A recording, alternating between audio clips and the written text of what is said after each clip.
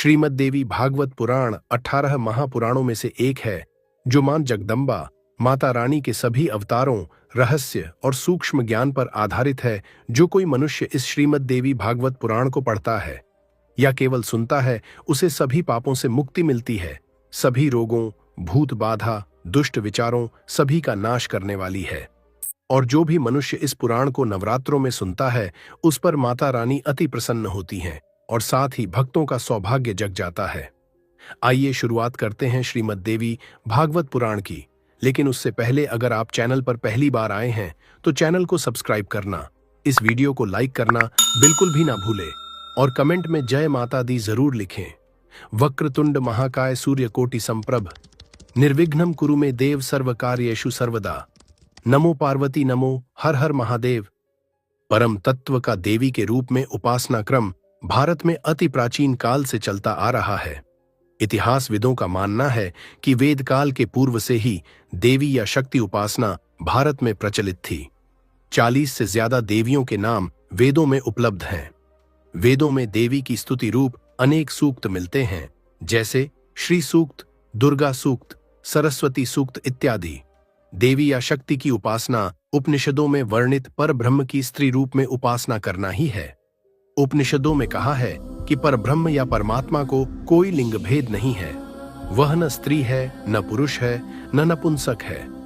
अपनी इच्छानुसार परमात्मा की आराधना किसी भी रूप में, जैसे पुरुष, स्त्री रूप अथवा निष्कल रूप से की जा सकती है। इसलिए सनातन धर्म में पंचायतन, सूर्य, गणपति, अंबिका, शिव, विष्णु पूजा में देवी का भी एक प्रमुख स्थान है। परब्रह्म परमात्मा एक ही है, परंतु आर्षि विज्ञानी लोग उस एक ही तत्व को शिव, विष्णु, काली, दुर्गा, गणपति इत्यादि नामों से पुकारते हैं। ऋग्वेद में कहा है कि एकम सद्धि प्राबहुधा वदंति नाम रूप आदि में भिन्न होते हुए भी परमात्मा एक ही है। हमारे शास्त्र ग्रंथ बारंबार कहते हैं कि भिन्न भिन्न देवताओं में भेद दृष्टि नहीं रखनी चाहिए। जो ब्रह्मा नाम से पुकारा जाता है यही हरि है, जो हरि है वही महेश्वर है, जिसको हम काली कहते हैं वही कृष्ण है, वही राम है।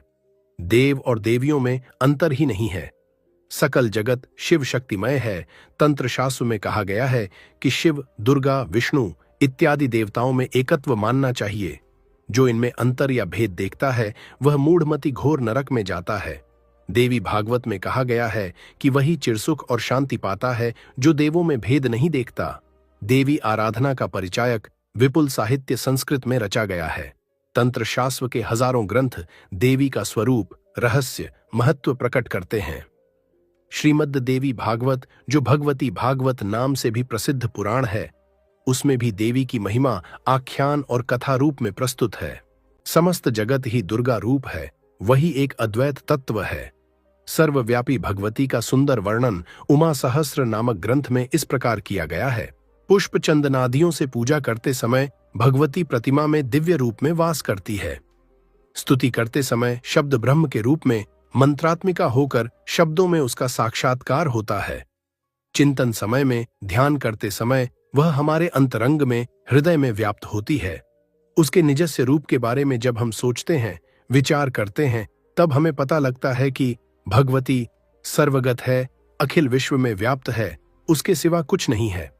भगवती के भक्तों का दृढ़ विश्वास है कि विश्वात्मिका जगत जननी अपने भक्तों के सकल प्रकार के भय, दारिद्र्य, दुख आदि का निवारण केवल स्मरण मात्र से ही कर सकती है। इस ग्रंथ के पारायण और मनन से देवी का रहस्य ज्ञान होने में संदेह नहीं है।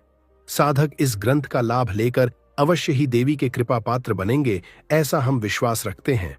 अंत में हमारी यही प्रार्थना है कि सर्व चैतन्य रूपिणी, अज्ञानांधकार को दूर करने वाली, समस्त विश्व की कारणभूता आद्य शक्ति की उपासना हम करते रहें और वह श्री भगवती हमें सत्प्रेरणा दें, सन्मार्ग में हमें ले चलें।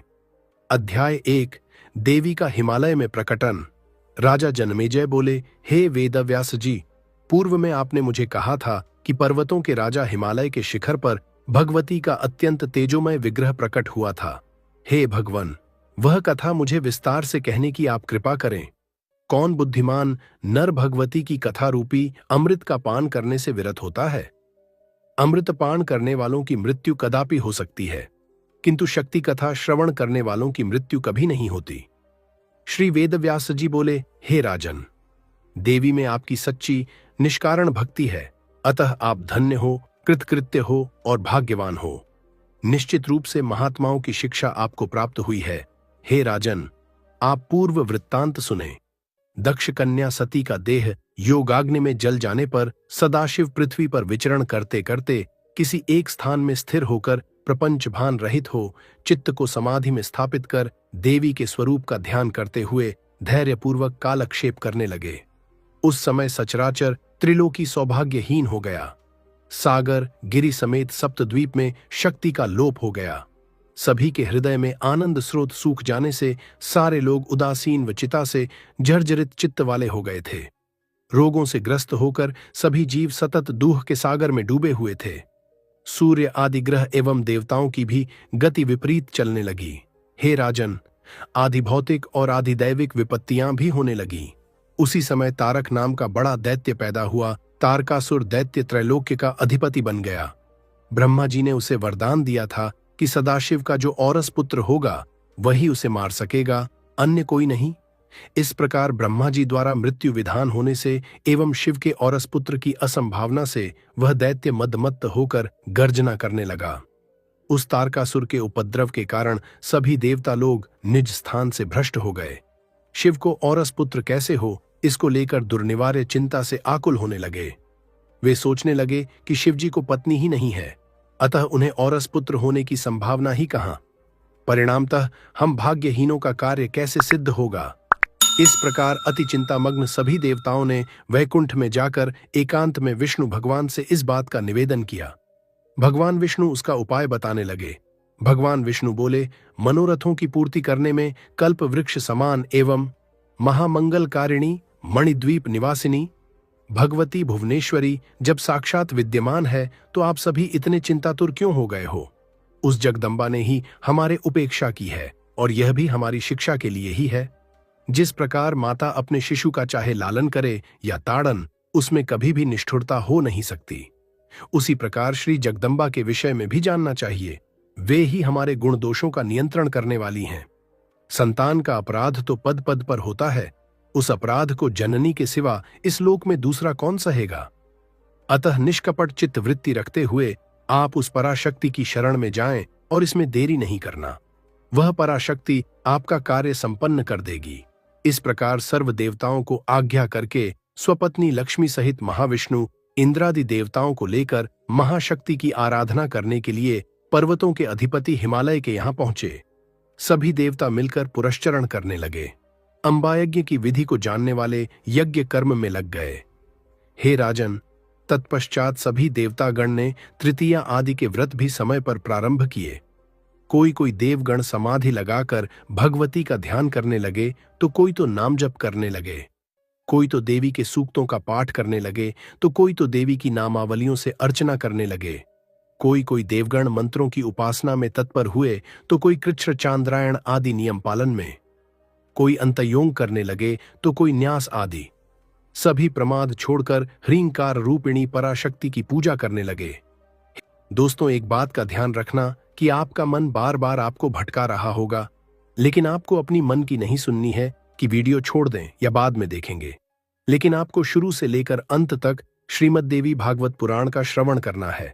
और कम से कम इस भागवत पुराण को आप सभी को 2 से 3 बार तो जरूर देखना है, क्योंकि जिससे हम समझ सके कि माता रानी भक्तों को क्या समझनी चाहती है।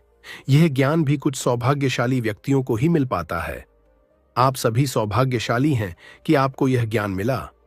इसीलिए कमेंट में जय माता दी अवश्य लिखें और चैनल को सब्सक्राइब करना, वीडियो को लाइक करना बिल्कुल भी ना भूले। ऐसा करने से आप हमारे सनातन परिवार का हिस्सा बन जाते हैं। इस प्रकार कई साल बीत गए। इतने में अकस्मात चैत्र मास के शुक्ल पक्ष की नवमी तिथि को शुक्रवार के दिन देवताओं के सन्मुख वह उत्कृष्ट प्रकाश प्रकट हुआ जिसका वर्णन वेद ही कर सकता है। चारों दिशाओं में स्थित मूर्तिमान चारों वेद जिनकी स्तुति कर रहे थे, उस तेजोमय स्वरूप का प्रकाश करोड़ों सुइयों के समान था एवं उसकी शीतलता करोड़ों चंद्रमा के समान थी। जिस तेज का नाप ऊंचाई में, चौड़ाई में तथा मध्य में लिया नहीं जा सकता, वैसा वह तेज करोड़ों विद्युत के समान कांति वाला और अरुणिम आभा से युक्त था। उसका न कोई आदि था न अंत, उसमें हस्तपाद आदि अंग नहीं थे, अतः कह नहीं सकते थे कि वह स्त्री रूप या पुरुष रूप या नपुंसक रूप है। हे राजन, उसकी प्रभा से सभी देवताओं के नेत्र चकाचौंध हो गए। जब दोबारा धैर्य धारण करके देवताओं ने पुनः देखा, तब वही तेज दिव्य मनोहर स्त्री के रूप में प्रतीत हुआ। नवयौवना स्वरूपिणी उस कुमारी देवी के अंग अत्यंत रमणीय एवं सुकुमार थे। उनके उन्नत एवं पुष्ट स्तन द्वय ने मानो कमल कलिका द्वय की शोभा जीत ली थी। नूपुर और कटी मेखला के घुंघरुओं का जाल झंकृत हो रहा था। जिन्होंने हाथ में सोने के कंगन तथा बाजूबंद एवं गले में अमूल्य मणियों जड़ित सुवर्णमाला धारण की हुई थी। गालों के ऊपर आती हुई श्याम बालों की लटें मानो केत की पुष्यों पर मंडराने वाले भ्रमरों की तरह लग रही थीं। नितंब भाग और रोम पंक्ति युक्त नाभिस्थल से भगवती का श्री विग्रह मनोहर लग रहा था। सुगंधित कर्पूर वाले तांबूल से उनका मुखमंडल सुशोभित था। कानों में लटके सुवर्णमय ताटंकों के झिलमिल से उनका वदनारविंद और अधिक देदीप्यमान हो रहा था। जिनके शुक्ल पक्ष की अष्टमी चंद्र के समान ललाट में भौहों का विस्तार अंकित था, नयन रक्त कमल तुल्य थे। भगवती उन्नत नासिका एवं मधुर अधर युक्त थी। वह कुंद पुष्प कली के समान दंताग्र से शोभित थी। मोतियों के हार, रत्न जड़ित मुकुट और चूड़ामणि के रूप में चंद्रकला से वे अलंकृत थीं। उनके केशपाश मल्लिका और मालती की पुष्पमालाओं से सजे हुए थे। ललाट में केसर का तिलक था और वहीं सूर्य, चंद्र और अग्निरूपी नेत्रत्रय विराजमान थे। उनके 4 हाथ पाश, अंकुश, वर और अभय मुद्रा धारण किए हुए थे। देवी रक्त वस्त्र पहनी थी और दाढ़िम के पुष्प के समान कांति वाला उनका शरीर था।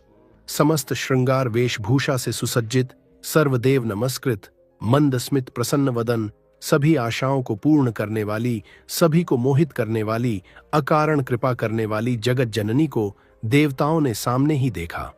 उस करुणा मूर्ति के दर्शन करके सभी देवताओं ने उसे प्रणाम किया, किंतु स्नेहाश्रुओं से कंठ अवरुद्ध होने के कारण ये देवतागण कुछ भी बोल न सके।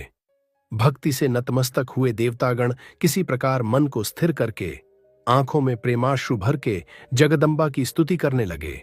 देवतागण बोले, देवी महादेवी शिवा को नमस्कार हो, कल्याणमयी प्रकृति को व्रत नियम युक्त हो हम सतत प्रणाम करते हैं।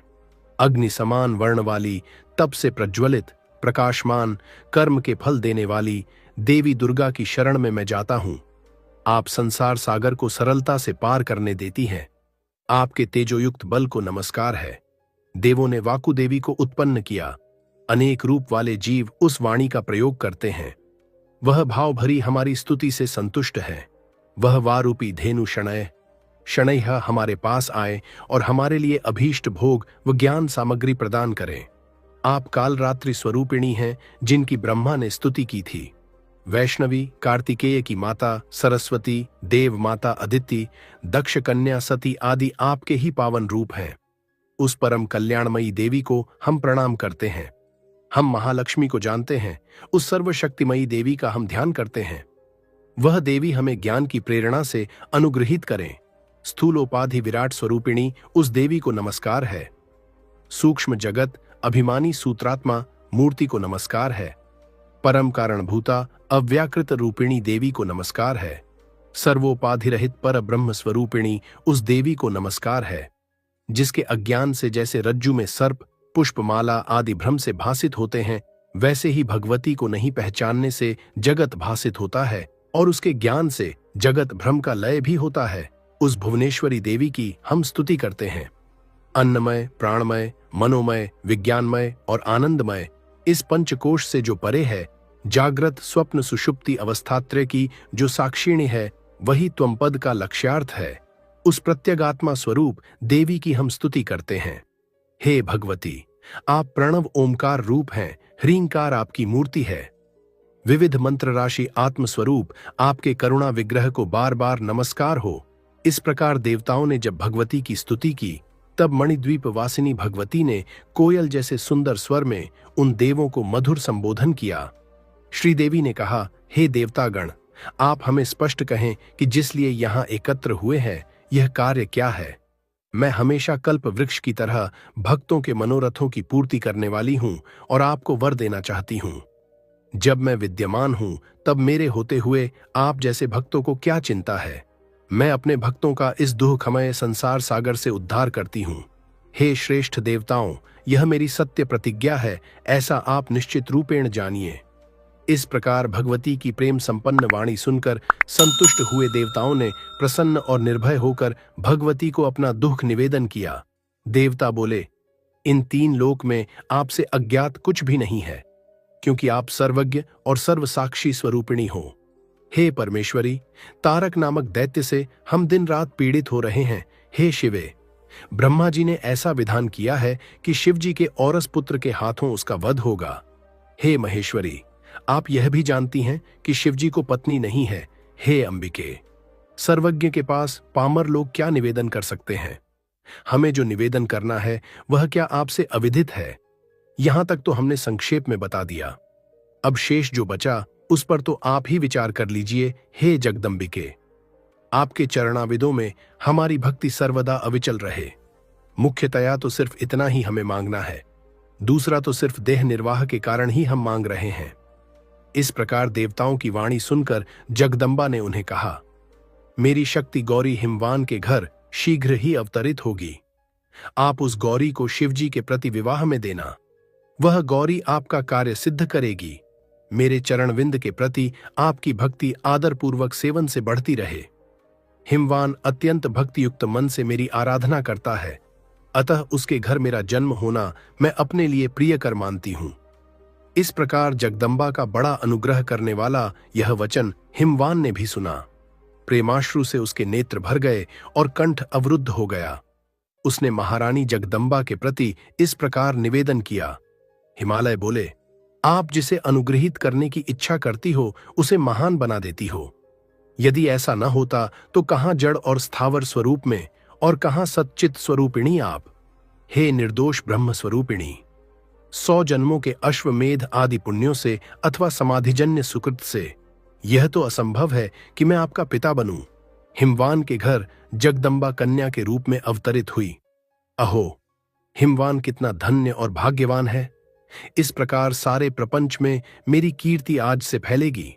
जिसके उदर में अनंत कोटि ब्रह्मांड स्थित है, वही जगदम्बा पुत्री होकर मेरे घर जन्म लेती है, तो मेरे जैसा श्रेष्ठ व्यक्ति पृथ्वी पर कौन हो सकता है। जिसके वंश में मेरे जैसा भाग्यवान पुरुष है, उसके पितरों के लिए किस उत्तम स्थान का निर्माण हुआ होगा वह मैं नहीं जानता। जिस स्नेहमयी कृपा से आपने मुझे यह वर दिया, उसी प्रकार सर्व वेदांत सिद्ध जो आपका स्वरूप है उसका भी उपदेश मुझे देने का अनुग्रह कीजिए। हे परमेश्वर, भक्ति सहित योग और श्रुति सम्मत ज्ञान का आप उपदेश करें ताकि मैं आपकी तन्मयता प्राप्त कर सकूं। अध्याय 2, संबित स्वरूप निरूपण। श्रीदेवी ने कहा, हे देवगण, मेरे इन वचनों को आप सब सावधानी से सुने। इस श्रवण मात्र से मेरा स्वरूप ज्ञान प्राप्त हो सकता है। सृष्टि के पूर्व में ही थी और कुछ नहीं था। हे हिमालय, वह मेरा आत्मरूप चित्त, संवित, परब्रह्म आदि नामों से जाना जाता है।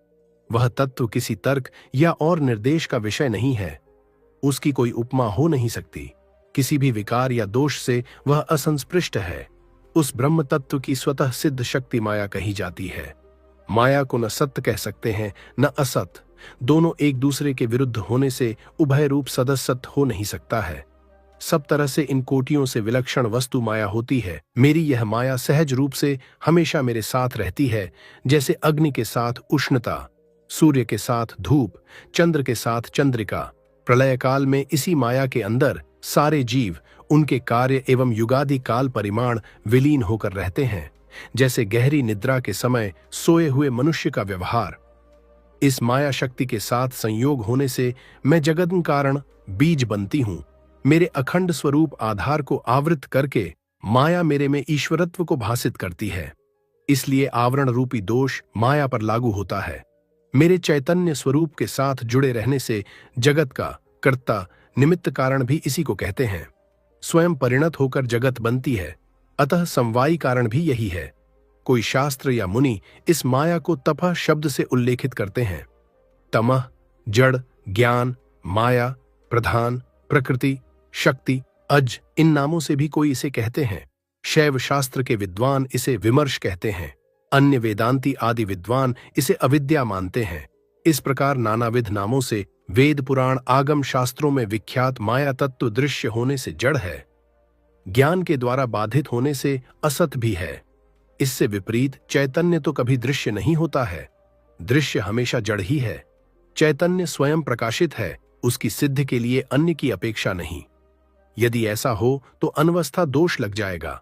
स्वयं अपने आप को भी वह प्रकाशित करेगा नहीं। कर्म और कर्ता दोनों एक ही वस्तु हो नहीं सकती। अतः दीप की तरह वह अपने आप प्रकाश स्वरूप में विद्यमान है। हे हिम पर्वत, सबको प्रकाशित करने में ही उसका प्रकाशत्व सिद्ध है। वह नित्य सिद्ध संवित ही मेरा विग्रह है। नित्यत्व में यह प्रत्यक्ष प्रमाण है कि जागृत स्वप्न सुषुप्ति आदि सभी अवस्थाओं में सभी पदार्थ हमेशा नहीं रहते हैं, कभी न कभी छूट जाते हैं, परंतु संवित कभी नहीं लुप्त होती है। यदि मान लें कहीं किसी को संवित के अभाव का अनुभव हो भी जाए तो निश्चित ही जिस साक्षी को यह अनुभव हो रहा है वही संवित स्वरूप सिद्ध होगा। इसलिए सच्चे शास्त्र को जानने वाले दृढ़ता से संवित की नित्यता घोषित करते हैं और उसकी आनंद रूपता इस बात से सिद्ध होती है कि सबसे बढ़कर प्रेम का आधार विषय स्वयं आत्मरूप संवित ही है। मैं कभी नहीं मरूं, हमेशा बना ही रहूं, ऐसी स्वाभाविक वृत्ति हर एक चैतन्य में होने से आत्मा प्रेमास्पद है। संवित के अलावा जो कुछ है वह मिथ्या है, सच्चा नहीं। इसलिए संवित का किसी से भी संश्लेष या लेप नहीं हो सकता। उसका असंग स्वरूप स्पष्ट है। मेरे संवित स्वरूप को परिच्छिन्न करने वाला भी हो नहीं सकता, मिथ्या होने से। संवित का ज्ञान आत्मा का धर्म नहीं हो सकता है, क्योंकि धर्म या गुण नष्ट होने पर संवित जड़ सिद्ध हो जाएगी। जड़ का विशेषण ज्ञान है ऐसा भी मान नहीं सकते हैं, क्योंकि परस्पर विरोध है। ऐसा कहीं देखा भी नहीं गया। चैतन्य का भी कोई धर्म नहीं हो सकता, क्योंकि एक चैतन्य से दूसरे चैतन्य को अलग करने वाला सिद्ध नहीं होता। इन सब विचारों से निश्चित होता है कि आत्मा हमेशा ज्ञान सुख स्वरूप ही रहता है। वह सत्य, पूर्ण और असंग है एवं द्वैत जाल से रहित है। जब परमात्मा की अपनी माया शक्ति तत्व की विवेचना से दूर होकर अविद्या काम कर्म के प्रवाह से युक्त होती है, तब परमात्मा सृष्टि करने की इच्छा वाला बन जाता है। इसके पीछे पूर्व सर्जन के जीवों का उस समय अर्जित संस्कार एवं किए कर्मों का परिपाक सहयोगी कारण बनते हैं। हे हिमवान, यह सृष्टि स्वभाव से बिना विचार की आवश्यकता प्राकृत रूप से होती है। सारी सृष्टि का आदि तत्व यही मेरा अलौकिक स्वरूप है, जो माया विशिष्ट होकर अव्यक्त अव्याकृत नामों से सारे शास्त्रों में कहा गया है। समस्त सृष्टि तत्वों का मूल, सर्व कारणों का कारण यह सच्चिदानंद विग्रह है। यही सर्वकमों का घनीभूत बीज एवं इच्छा ज्ञान क्रिया शक्तियों का आधार बनता है। यही ह्रीं एकाक्षरी मंत्र का वाच्यार्थ है। इसी से शब्द तन्मात्र युक्त आकाश उत्पन्न होता है। आकाश से स्पर्शात्मक वायु, वायु से रूपात्मक तेज, उससे रसात्मक जल, उसके बाद गंध वाली पृथ्वी क्रमशः उत्पन्न होते हैं। आकाश एकमात्र शब्द तन्मात्रा का आश्रय है। वायु में शब्द स्पर्श 2 हैं, अग्नि में शब्द स्पर्श रूप तथा जल में शब्द स्पर्श रूप रस 4 हैं। पृथ्वी तत्व में शब्द स्पर्श रूप रस गंध 5 गुण है। इन्हीं पंचभूतों एवं तन्मात्राओं से ईश्वर का समष्टि लिंग शरीर बना है, जिसे महत या सूत्रात्मा भी कहते हैं। परमात्मा की यह सूक्ष्म देह सभी में व्याप्त है। इसका कारण शरीर पहले अव्यक्त के नाम से वर्णित हो चुका है। इसी से लिंग शरीर उत्पन्न होता है और सारे जगत का भी यही बीज है। पूर्वोक्त पंच महाभूतों से पंचीकरण प्रक्रिया द्वारा स्थूल पंच महाभूतों का निर्माण जिस प्रकार होता है, उसका मैं अब वर्णन करती हूं।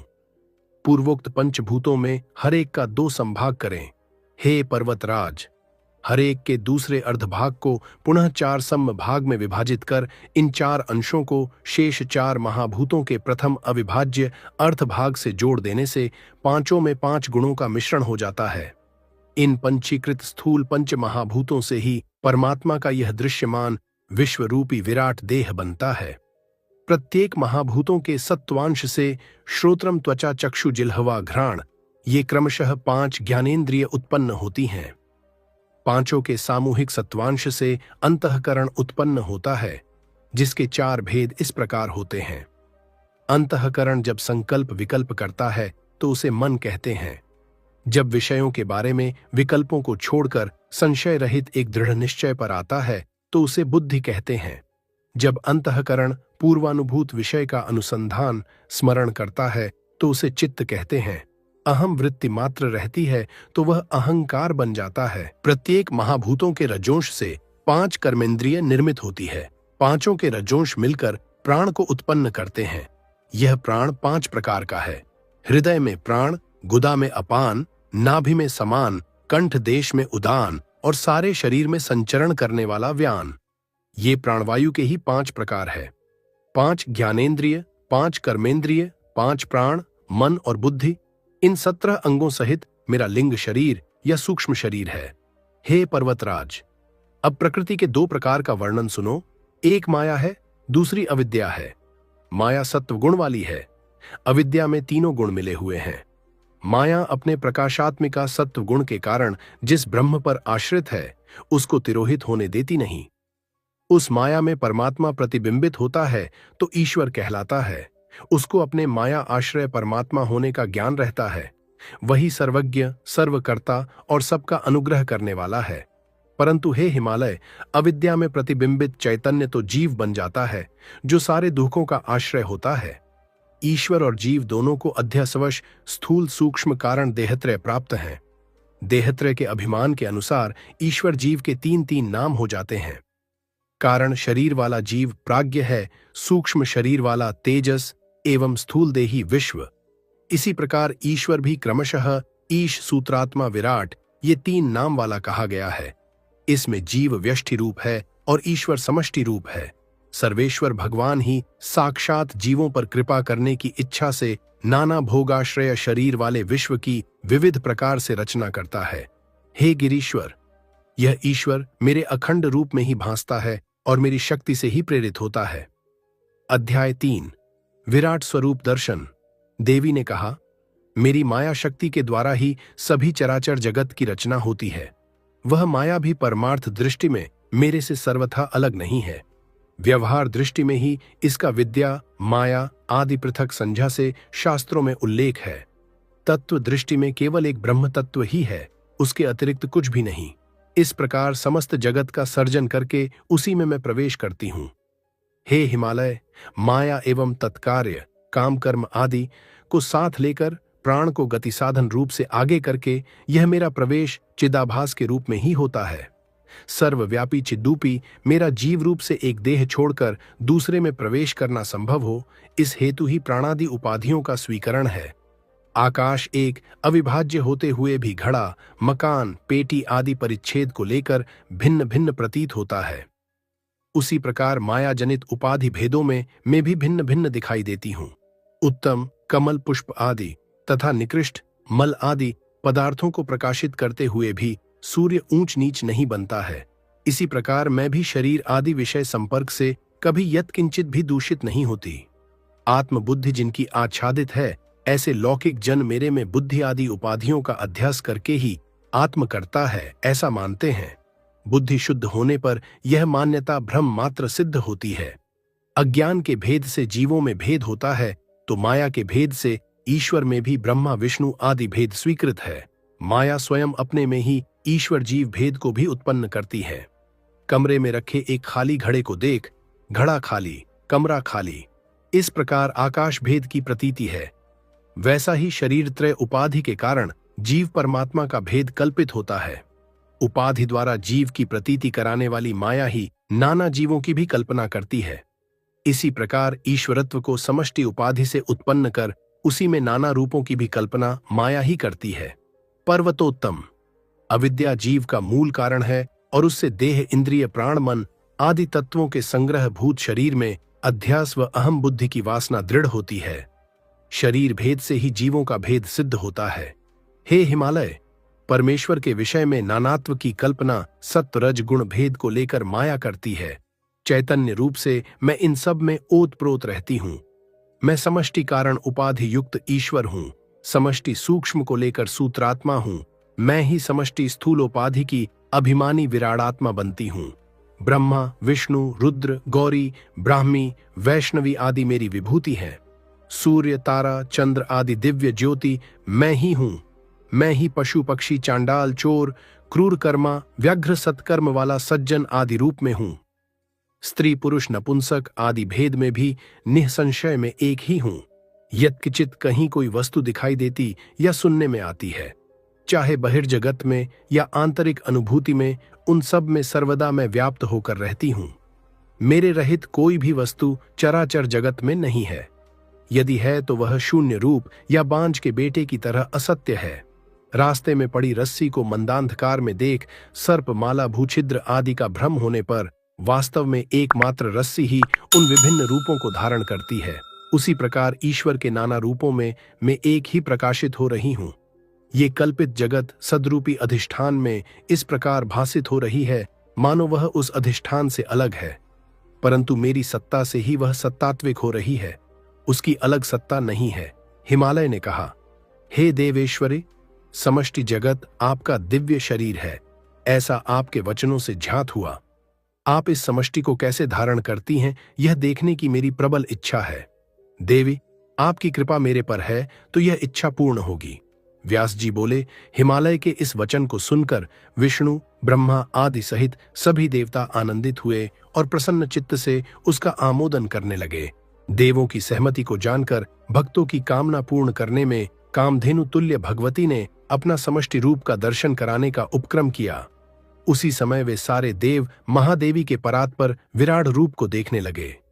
द्युलोक उसका मस्तक था, चंद्र सूर्य दो नेत्र थे, दिशाएं कान थे, वेद ही वाणी बना था, वायु तत्व उसका प्राण था, उसके हृदय स्थान को विश्व कहते हैं। पृथुल होने से पृथ्वी जंघा जैसी लग रही थी, नाभि में आकाश था, नक्षत्र मंडलों का ज्योतिष चक्र वक्षस्थल था, महलों गर्दन बना हुआ था, जनलोक मुख था, सत्यलोक रूपी मूर्धा के नीचे तपोलोक ही ललाट था, इंद्रादि दिक्पाल भुजाएं बने थे। उस महेश्वरी के कान शब्द तन्मात्रा थी। नासत्य दस्र नामक दो अश्विनी कुमार नासिकाद्वय रूप स्थित थे। गंध तन्मात्रा को ज्ञानी लोग उसकी नासिका मानते हैं। अग्नि ही मुख था, दिन रात्रि पलकें थे, भ्रिकुटी में ब्रह्मलोक, तालू में जल तत्व, जिह्वा में रस तन्मात्रा थी, दाढ़ में यमराज स्थित थे, स्नेह कला ये दांत बनी थी, माया उसकी मुस्कान थी, कटाक्ष दृष्टि में स्वर्ग था, लज्जा लोभ महेश्वरी के दो ओठों के रूप में थे, पीठ में अधर्म था, उपस्थ में ब्रह्मा एवं उदर में सागर था, पर्वत ही देवी भगवती की हड्डियां थीं, नदियां को नाड़ी रूप, वृक्षों को रोम रूप मानते हैं, बादल उनके केश थे। हे राजन, वह विराट शरीर संध्या रूपी दो उज्ज्वल वस्त्रों से आवृत था। उसकी पर्यटन गति में कौमार यौवन जरा तीन अवस्थाएं झलकती थीं। जगदम्बा का मन तो चंद्रमा कहाँ गया। उसकी बुद्धि विष्णु है और अहंकार रुद्र है। उसके कटिदेश में अश्वादि जातियां स्थित थीं। कटि से नीचे भाग में अतल सुतल आदि पाताल लोक स्थित थे। इस प्रकार के महद रूप को सुश्रेष्ठ ने देखा, जो हजारों ज्वालामाला से आवृत था, जो अपनी ललजिह्वा से सब दिशाओं को चाट रहा था, जिसके भयंकर दांतों के पीसे जाने पर घोर शब्द घोष हो रहा था, जिनके नेत्रों से अग्नि उबलकर बाहर आ रही थी, जो नाना प्रकार के आयुधों से सज्जित योद्धा की तरह था, जो संसार के बुद्धिबल बाहुबल प्राणियों को कवलित कर रहा था। सहस्त्र शीर्ष, सहस्त्र नयन, सहस्त्र चरण वाला वह विराट रूप करोड़ों सूर्य के तथा करोड़ों विद्युत प्रकाश से युक्त था। देखने वाले नेत्रों में वह हृदय में त्रास उत्पन्न करने वाले महाघोर और भयंकर रूप को देख देवता हाहाकार करने लगे। उनका हृदय भय से कांपने लगा और उनकी स्मरण शक्ति लुप्त होने से वे पहचान नहीं सके कि जगदम्बा ही इस विराट रूप में प्रकट हो रही थी। हे राजन, अंततो गत्वा वे गाढ़ मूर्छा में चले गए। उनके चारों ओर दूर में स्थित मूर्तिमान चारों वेद भीषण मूर्छा से उन देवों को जगा के चेतित करने लगे। उत्तम श्रुतिबोध से होश में आए सुरगण जगदम्बा की कृपा और महिमा को महसूस करके द्रवित हुए। प्रेमाश्रुओं से उनके नेत्र व कंठ अवरुद्ध हो गए थे। फिर भी धैर्य बांधकर उन्होंने महादेवी की स्तुति प्रारंभ की। देवों ने कहा, मां, हमारे अपराध को क्षमा करना। हम दीन हैं पर आपके ही पुत्र हैं, अतः हमारी रक्षा करो। देवों की स्वामिनी, अपने क्रोध को शांत करो। आपके उग्र रूप दर्शन से हम भयभीत हैं। स्तुति से आपको संतुष्ट करना चाहते हुए भी हम असंस्कृत देव आपके उचित स्तोत्र कैसे कर सकते हैं। आपके इस दिव्य विराट स्वरूप के विस्तार व पराक्रम को जानने में आपके निकट वाले प्राचीन मुनि भी समर्थ नहीं है, तो नीचे की श्रेणी में अर्वाचीन कालोत्पन्न हमारी समझ का वह विषय कैसे हो सकता है। आप भुवनेश्वरी हैं, सर्व वेदांत दर्शन से सिद्ध होने वाला सच्चिदानंद ब्रह्म तत्व है। ओंकार और हींकार आपके ही शब्द विग्रह है। आपको हम बार बार नमस्कार करते हैं, जिससे अग्नि सूर्य चंद्र तीनों ज्योति प्रकट होती हैं, जिससे सारे वनस्पति आदि अन्न उत्पन्न होते हैं, उस सर्वात्मा को नमस्कार है। जिस आदि कारण से देव साध्य मनुष्य एवं पशु पक्षी उत्पन्न होते हैं, उस सर्वात्मा को नमस्कार है। प्राण अपान आदि जीवनदायी वायु विशेष, गेहूं जौ आदि खाद्य पदार्थ, तप श्रद्धा रथ ब्रह्मचर्य आदि धर्म एवं नियम, ये सब जिसको लेकर ही प्रवृत्त है, उस ब्रह्म स्वरूपिणी को बार बार नमन। प्राणाग्नि की सप्त शिखा स्वरूप इंद्रिय मन बुद्धि, उनके विषय रूप 7 ईंधन, इनको लेकर 7 हवन, इससे सिद्ध होने वाले 7 लोक, इन सब का आदि कारण आप सर्वात्मा को हमारा वंदन।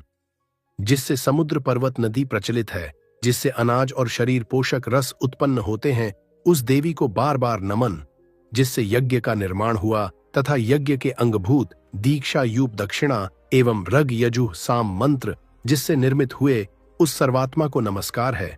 हे जगन माता, सामने पीछे दाएं बाएं ऊपर नीचे चारों दिशा में आपको पुनः पुनः हमारा प्रणाम।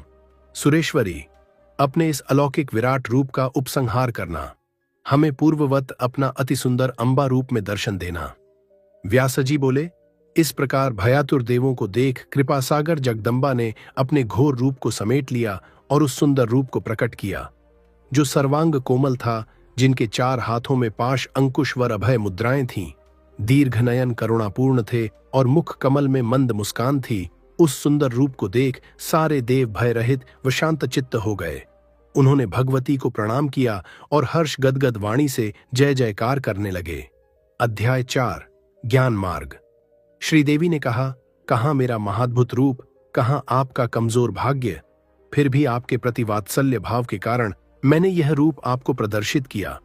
मेरी कृपा के बिना और किसी भी उपाय से इस विराट सब को देखना संभव नहीं, न वेदाध्ययन से, न योगाभ्यास से, न दान या तप या पूजा के प्रभाव से। हे पर्वतराज, मुख्य प्रसंग में आए विषय को मैं बताती हूं, सुनो।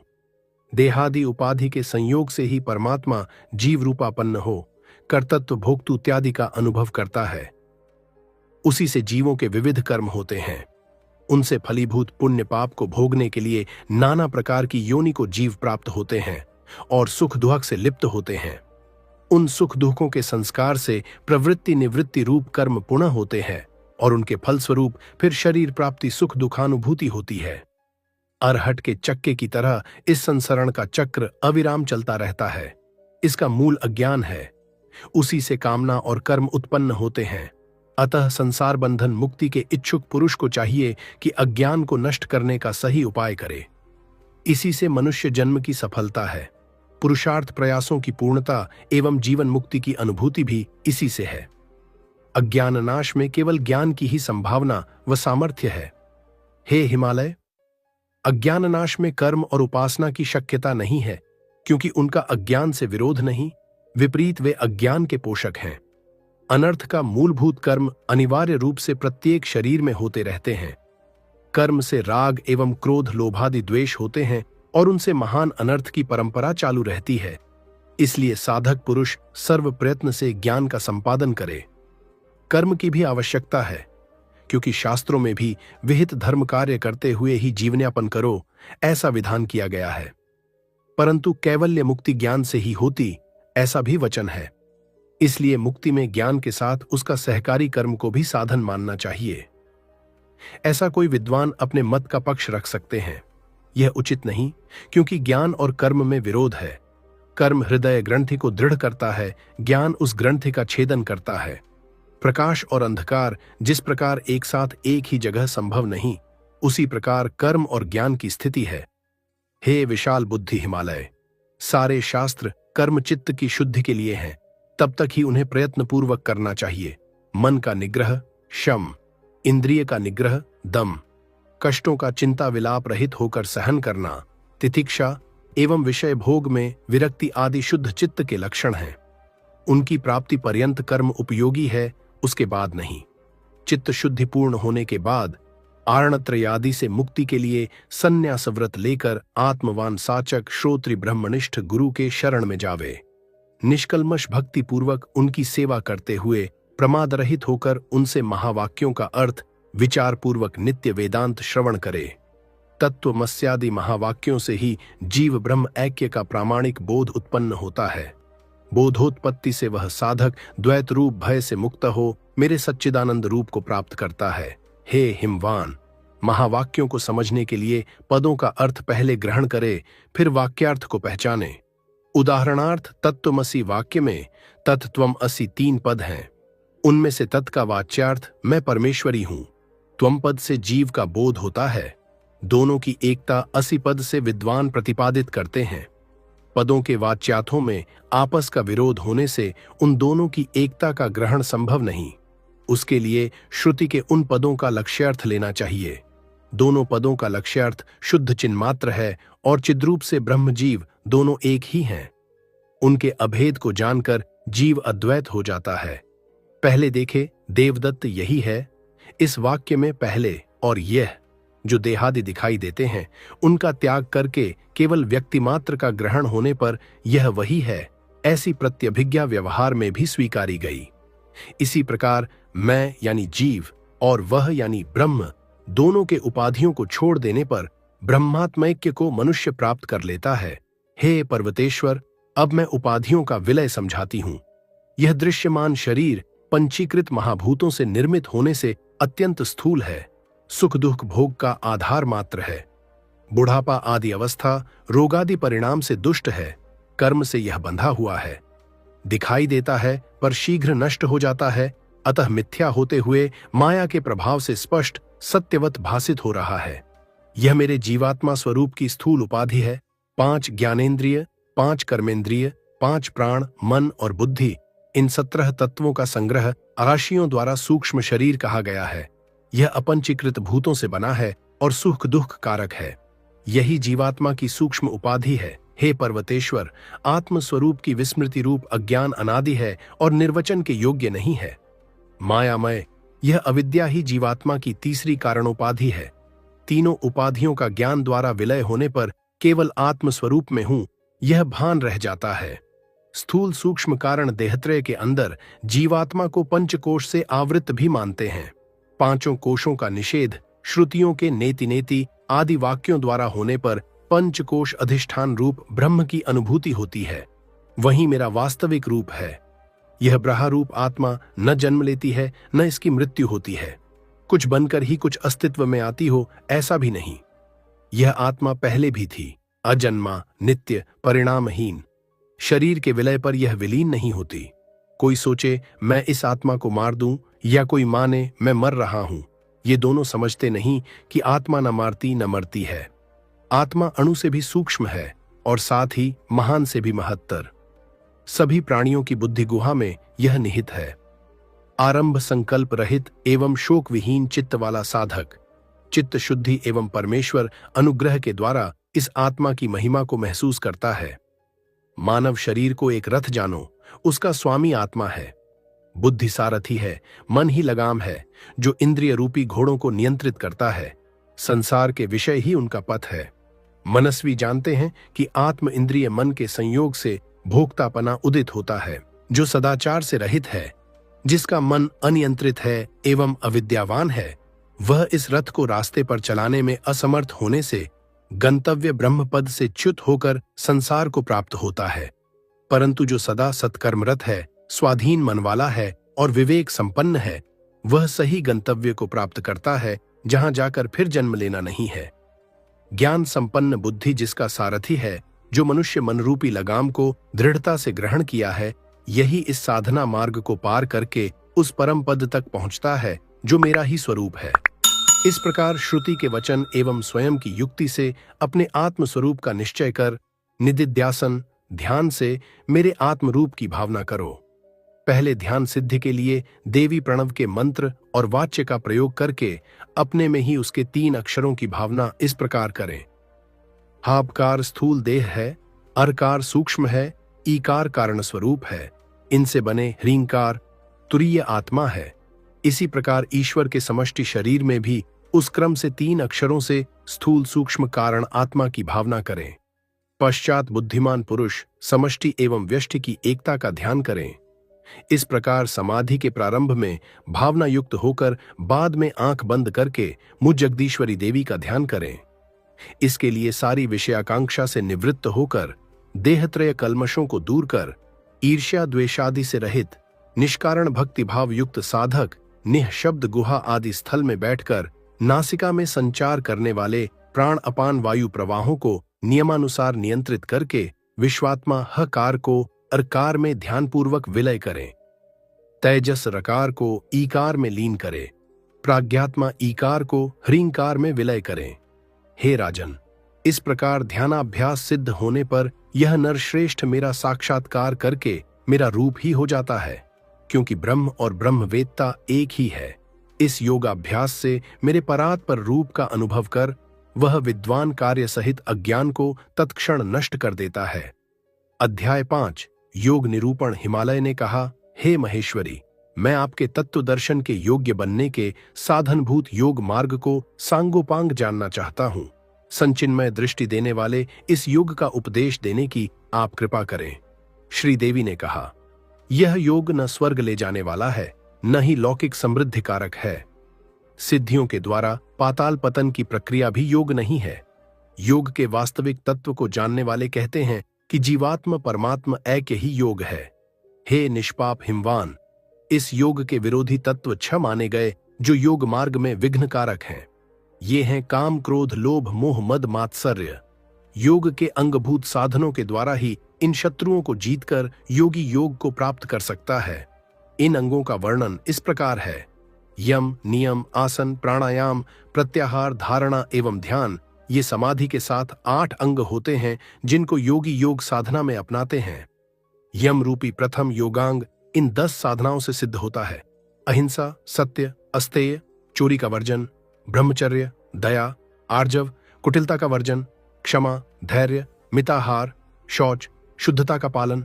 हे पर्वतों के राजन, तपश्चर्या, संतोष, आस्तिकता, दान, देव पूजन, वेदांत का श्रवण, अनाचार से लज्जा, विचार पूर्वक प्रवृत्ति, मंत्र जप, हवन करना, इन 10 साधनों को नियम कहते हैं। योगासनों में 5 प्रमुख आसनों को इस क्रम से करना चाहिए: बद्ध पद्मासन, स्वस्तिकासन, भद्रासन, वज्रासन और वीरासन। इनका विवरण इस प्रकार है। एक पादतल को दूसरी जंघा के ऊपर और दूसरे पादतल को भी इसी प्रकार रखकर हाथों को पीठ के पीछे से ले जाकर पैरों के अंगुष्ठों को दृढ़ता से ग्रहण करें। यह योगियों का प्रिय बद्ध पद्मासन है। जांघ और घुटनों के बीच में पैरों के तलुओं को अच्छी तरह तथा शरीर को सीधा रखकर बैठ जाने को योगी जन स्वस्तिकासन कहते हैं। दोनों गुल्फ सीवन को गुदा के दोनों बगल में स्थापित कर एड़ियों को हाथों से पकड़कर अंडकोश के नीचे लगाकर बैठना भद्रासन है। इसे योगी जन बहुत श्रेष्ठ मानते हैं। पैरों को जंघाओं के नीचे क्रम से रखकर घुटने पर सीधी अंगुली वाले दोनों हाथ स्थापित कर बैठना उत्तम वज्रासन है। एक पैर भूमि पर जमा कर रखें और दूसरे को जंघा के नीचे रखकर पीठ को सीधा करके बैठना वीरासन कहा जाता है। इड़ा नाड़ी से सुषुम्ना बीच के वायु को अंदर 16 मात्रा से खींचकर योग साधक 64 मात्रा पर्यंत उस वायु का पूरक धारण करें और पिंगला नाड़ी मार्ग से 32 मात्रा में रेचन करें। इसको योग के परिज्ञाता विद्वान प्राणायाम कहते हैं। बार बार अभ्यास करके बाह्य कुंभक भी इसी मात्रा परिमाण में कर सकते हैं। मात्राओं को भी 12 से 16 इस क्रम से बढ़ा सकते हैं। इस अभ्यास को प्रणवादी मंत्रों के जप या ध्यान के साथ करें तो सगर्भ प्राणायाम कहा जाता है, अन्यथा विगर्भ प्राणायाम होता है। नियम पूर्वक नित्य अभ्यास करने पर साधक के शरीर में पसीना उत्पन्न होता है तो वह अधम प्रथम स्तर का प्राणायाम होता है। शरीर में कंपन होता है तो मध्यम स्तर का है। अभ्यास के समय शरीर भूमि से उठ जाता है तो उत्तम प्राणायाम होता है। जब तक उत्तम प्राणायाम के लक्षण प्रकट नहीं होते तब तक अभ्यास में तत्पर रहना चाहिए। बिना रोक टोक विषयों में विचरण करने वाली इंद्रियों को बलपूर्वक विषयों से हटाकर मन के अंदर स्थापित करना प्रत्याहार साधन है। अंगुष्ठ, गुल्फ, घुटना, जंघा, मूलाधार, लिंग स्थान, नाभि, हृदय, गर्दन, कंठदेश, तालुमूल, नासिका, धूमध्य, ललाट, शिरोभाग, सहस्रार, इन स्थानों में विधिपूर्वक भावना द्वारा प्राणवायु को रोकना धारणा कहा जाता है। समाहित मन से चैतन्य स्वरूप का चिंतन करते हुए अपनी आत्मा में ही इष्ट देव का चिंतन करना ध्यान कहा जाता है। जीवात्मा परमात्मा की एकता को समत्व भाव से जानने को मुनिजन समाधि कहते हैं। इस प्रकार योग के 8 अंगों का वर्णन हुआ। अब मैं